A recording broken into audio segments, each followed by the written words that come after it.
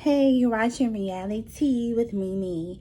Today, for you guys, I'm going to review Real Housewives of Atlanta, Love and Hip Hop Atlanta, Love and Hip Hop Miami, and also Black Ink Crew. Okay, so on this episode of Real Housewives of Atlanta, remember you guys last week, Nene and Kenya were arguing. It was getting very heated. The girls were trying to talk out some issues and everything, but it ended on Nene cussing Kenya out and her standing up. So this is a to be continued. It's a continuation, you guys. Okay, so they show Nene. She got up and she's spitting like popcorn kernels and stuff. It's a good thing to be spit on. We're in Greece. She should want all these popcorn seeds. It's good luck. I spit in your motherfucking face, bitch. Your marriage will probably survive. You bitch. So that's what happened with that. And Kenya's just sitting down acting like she's the innocent victim. You know how Kenya does oh so well, play the victim, okay? So Kenya goes off, like she walks off. So Marlo and others try to contain Nene and be like, Nene, no, come on, don't do it. And by this time, Nene is amped. I know she's full of that goose and everything else they've been drinking, so she's ready, okay? So, of course, but she's not going to fight Kenya. So they're pulling her away. So then finally Nene comes back and she actually apologizes.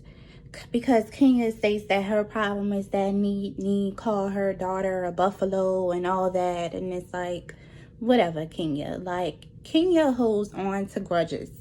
Like, all the time. Kenya steadily holds on to grudges. It could have been something 5 years ago. And Kenya be like, oh, you said that my hair was ugly. So then I feel like I have to do this to get back at you. Like, grow up, Kenya. And she's miserable. We talked about that last time. I mean, just grow up and stop holding grudges. Nene apologized. Everybody acknowledged that Nene apologized. What she actually said was, when Kenya was pregnant, what did she have in a buffalo? She didn't call your baby a buffalo. She actually stated that your baby was beautiful and gorgeous, okay? So, Kenya, cut it out. You're just looking for stuff to be mad at Nene about. That's what you're doing. So Nene apologizes and Kenya is basically not accepting the apology, and it's just like, well, forget about it. Whatever, Kenya. So she didn't want to accept the apology, whatever. So they move on. So, you know, they're playing this little activity.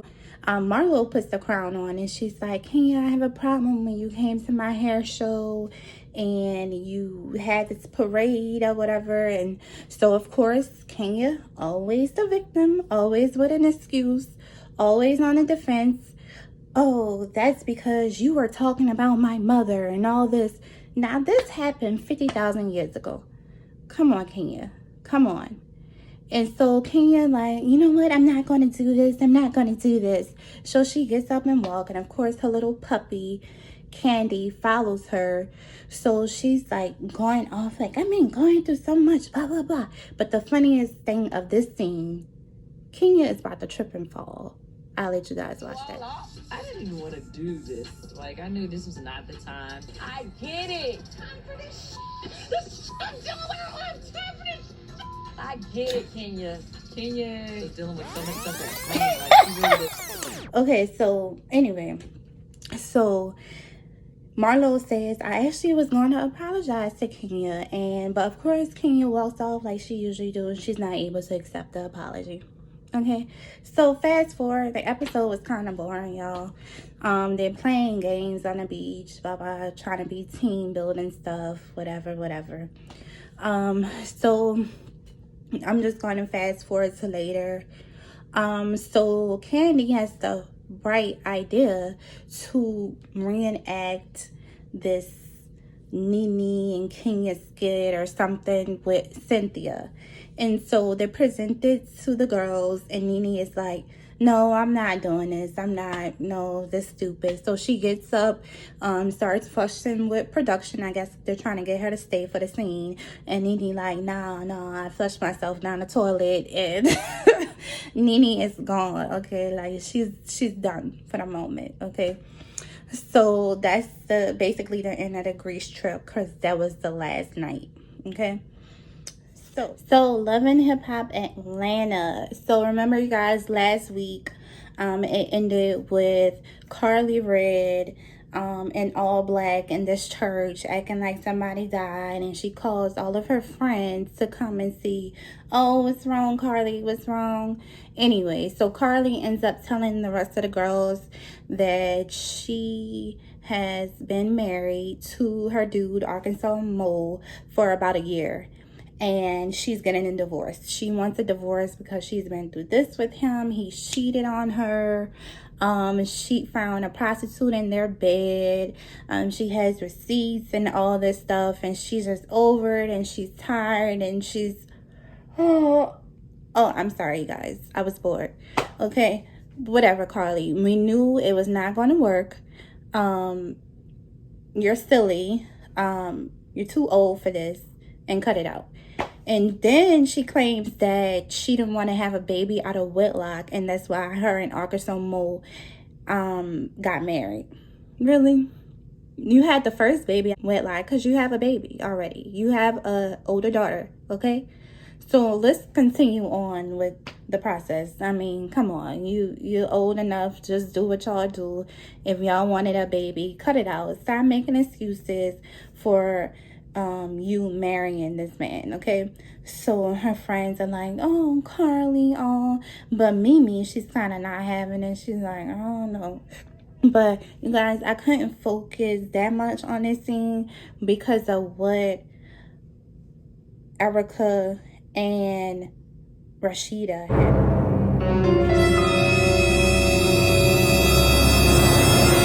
I mean, it was like they were matching, like they just come from a dance competition, and then the Jamaican girl, I forgot her name, Spice, had on like fur and stuff. I'm like, what the fuck? Is this the Powerpuff Girls? Like, what are y'all doing, powering up? Like, I don't understand it. They look silly. Okay, but besides that point, Carly was looking for sympathy. Oh, it's me. Oh, he cheated. Oh, you know, all of this.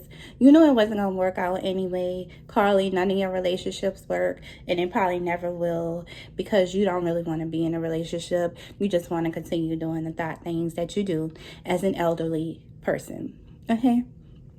So let's fast forward. Sierra has her court date. Finally, you guys. Remember, she was trying to pull everyone to testify and all this. So guess who shows up? Shooter, right?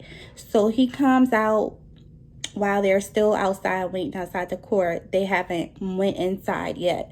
But she's like, why you showing up if you ain't even going in? And blah, blah, blah. She's mad because Shooter like, no, I didn't been through this. I didn't been through the courts. I'm even trying to step foot in the courthouse, but I'm trying to give you support. But Sierra ain't have it, like, nah, blah, blah, blah, blah, blah.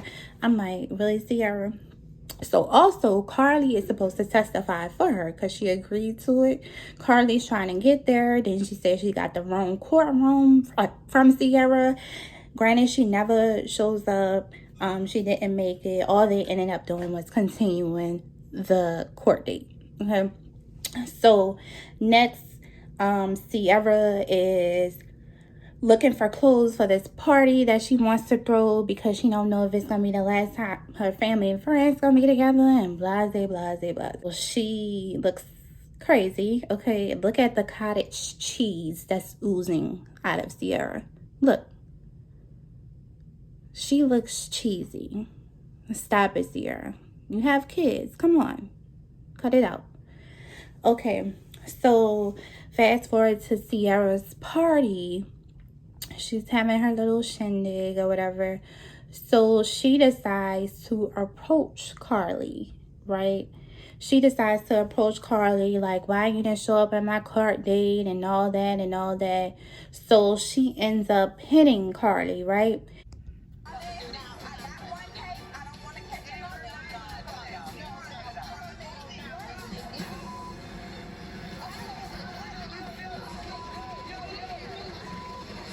And my thing is, Sierra, so This whole time you've been crying about, I can't be away from my kids. I need people to testify for me. I can't go to jail. I can't do this. I can't do that. Bitch, but you starting another fight? That makes no sense to me. None. You're crying about being in jail, but you starting another fight. And then you want to say, oh, I already got a charge. Oh, so let's make it 2. Let's double the time. That's a bunch of clown mess, Sierra. Cut it out, okay? Just cut it out. So, Love and Hip Hop Miami. I don't know if you guys watch this. Do y'all watch this? Comment, tell me if you like Love and Hip Hop Miami. Anyway, it don't matter because this was the season finale. Love and Hip Hop Miami is not that exciting. It's kind of lackluster. It's kind of, I'm about to fall asleep on it. But anyway, this is the season finale, so I'll let y'all know what happened, how it ended. Okay, so Joy and Trick Daddy have been going back and forth. She wants him to be healthier.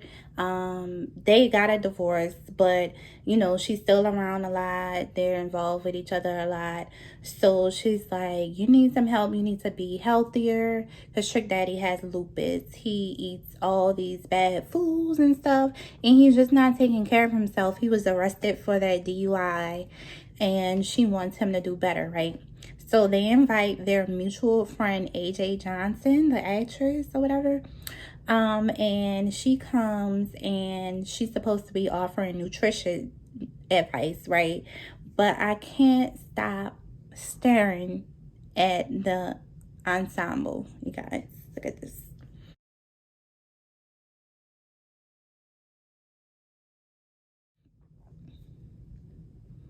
What the? I don't understand. I just can't get over the outfit. But anyway, all right. So she's trying to offer this advice, but she's like, hold up. Joy and Trick, y'all need to talk about your love for each other and all that. And Joy's all shy and like, oh, don't touch me, Trick, you know. But here's my thing. Joy didn't want to divorce Trick Daddy. She's been in love with him. You could tell every time they're around each other, Joy is like blushing and she's like, I want you to do better and all that. You can tell that she wants to be back with him, right? You could just tell. Okay, so I'm gonna go later towards the end of the episode because nothing interesting really happened. It was kind of boring. But anyway, so Trick Daddy and Trina was having this party. They're doing like this morning show on 99 Jams. So they have this party to celebrate, right? And so Prima Donna has been having this problem with Amara La Negra because Amara's man, ex-girlfriend, came to meet her and Prima Donna, and she was talking about all this stuff like, yeah, he's this and that, basically saying that the man's a freeloader. So Amara ended up breaking up with the dude and causing this scene and like, I do everything and all that. So she broke up with him. So his name is MJ. MJ was heartbroken. He's like, oh, you know, I'm gonna get my girl back, you know. So Prima Donna approaches Amara La Negra and MJ and like, MJ, she never did want you, blah, blah, blah. But guess what? Prima Donna, I agree. She was looking for an excuse to break up with MJ. She was just waiting for the right moment. And that's what happened. She got her little moment to do it and her little evidence, you know, and she like, oh, I don't want to be with you no more. She knew that man didn't have money to begin with. She knew he didn't have nothing. You already knew that. But you waiting for the right time to break up with him. That's messed up. That's messed up. Because it seemed like he really liked that girl. I don't know. He may be somewhat of a freeloader. But I'm sure she gets him to do like a lot of stuff for her and stuff like that. And the man claimed he contributes. So, yeah. Okay, whatever. So, I'm with Prima Donna on that. So, it's a tussle, you know. But anyway, nothing happens. It's your usual, I'm throwing a drink, I'm throwing this, and security comes and the fight never happens, okay?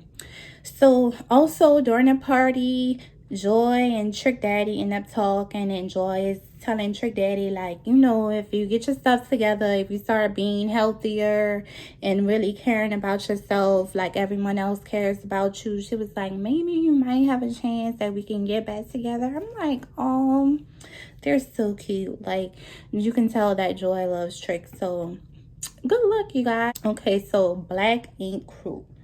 Okay, so guys, remember last episode, Bae sat down with her father, right? And she just went off. She's like, oh, you abused us and you're acting like you didn't know you abused us and blah blah blah. So anyway, her father ends up leaving out the restaurant, running down the street. I mean, like, he's gone, like gone. And finally production catches up with him and ends up putting him in a cab or whatever. So that was the end of their discussion. But later she meets up with her dad again, and she's like, yeah, so we're not gonna do any cameras, no mics, it's just me and him, a private talk. Bitch, why we seen the whole thing? We seen and heard the whole talk. Cut it out. All right. So she's like, I just want an apology. You really think this man gonna apologize? Let it go. So you end up still brokenhearted. You didn't get nothing out of the talk.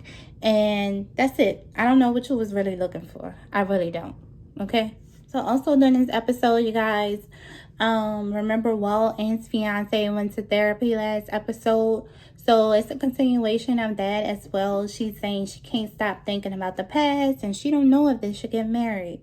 Oh, because Walt cheated on her and all that. And it's like, well, just think about it. Give it some time. You know, like, I still think they're a cute couple. So I think she'll come around and I think they'll end up getting married, y'all. Let's root for them. Yay. All right. So fast forward, there's a tattoo convention, right? And so there's all this beef with Kitty. All the girls have beef with Kitty because apparently Kitty went to Chicago, was fucking with Ryan, and it's all this beef, and she's talking shit online and on social media and all this stuff. So all the girls have beef with Kitty, right? So they're at the tattoo convention. Of course, Kitty shows up with Ryan in the Chicago, Black in Chicago entourage or whatever. So Donna and Tati approach Kitty and they're like, oh, you've been talking all this shit, blah blah blah blah blah.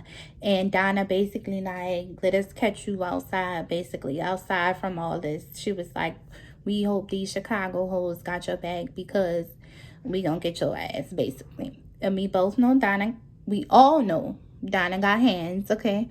And Kitty is a little scary. She's a little meek, like, you know. There's this rapper, I think Almighty J, one of them new rappers. I don't know about his music or nothing. But anyway, he came and got a tattoo from C's or whatever.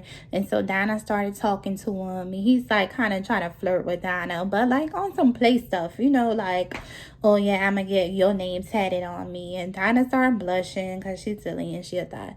But anyway, so he just playing with her. So Almighty J get his tattoo or whatever. So later, and I'm emphasizing later, because in the moment, Alex, you were standing right there and heard what Almighty J said to your girl, but you want to wait till later to decide, oh, I need my moment. I need a little bit of clout to show I'm that nigga when you're really not, okay? And you want to wait and approach Almighty J and his entourage like, yeah, that's my girl. Yeah, that's my girl. Like, really? And Almighty J told him, like, this for TV. Like, I don't care nothing about that. And Alex is just like going off and all this, like, out of here. You think you're gonna play me? Hell no. He's gonna regret ever talking to my girl.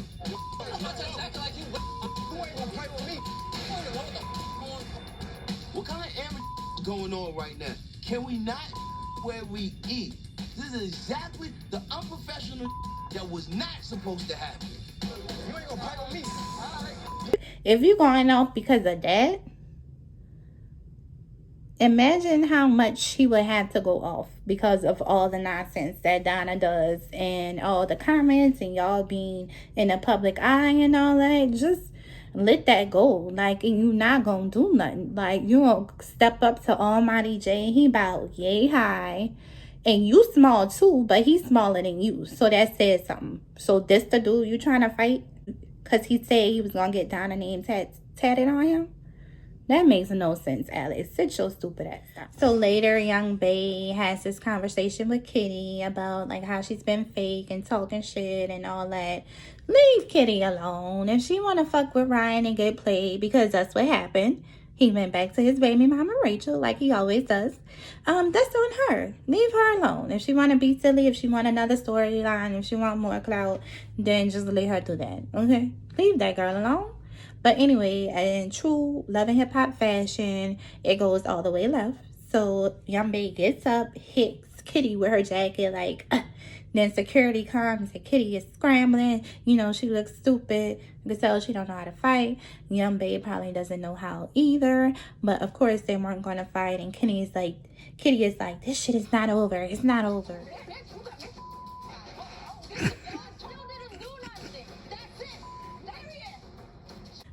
Okay, whatever. Move on. So, you guys, that's the end of my video.